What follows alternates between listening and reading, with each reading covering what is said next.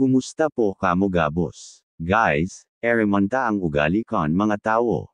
Nahabo kon dako lang kagurangnan na Jesu Kristo bas ahon ta ini. Ikalawang Timoteo Kapitulo 3 versikulo 2 hanggang 4. Hulitaan mga tao majay jin mga mamomoton sa sendang sediri, mga mamomoton sa pirak, mapalangkaw, mapaabaw-abaw, masumbikaw sa mga magurang, bastos, bakong Diyos nun.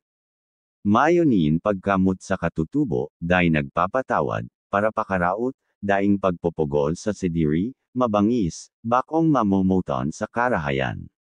Mga mangmang, matagas-an payo, mapaabaw-abaw, mga mamomoton sa kasinggawan kisa sa Diyos. Galatia Kapitulo 5 versikulo 19 hanggang 21.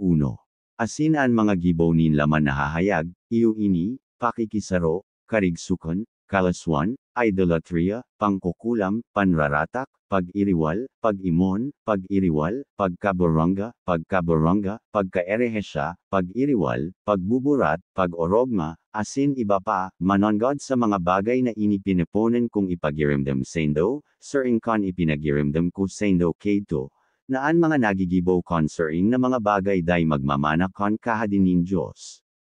Ini dapat anggogo kon mga nakakaaram kon tamang pagtubod sa tat-ereman kon dakulang kagurangnan na Jesu Kristo asin dapat magsunod an pagkamatinaw kon bunganin pagkamot kon dakulang kagurangnan na Jesu Kristo, bas ahon ta inisa. Galatia Kapitulo 5 versikulo 22 hanggang 23. Alagadan bunga kon espiritu iyo an pagkamot, kaugmahan, katoninungan, pakatiyos, kabutan, karahayan, kaimboden, kahoyoan, pagpopogol sa sediri, tumang sa sering na mga bagay mayonin ketogonen.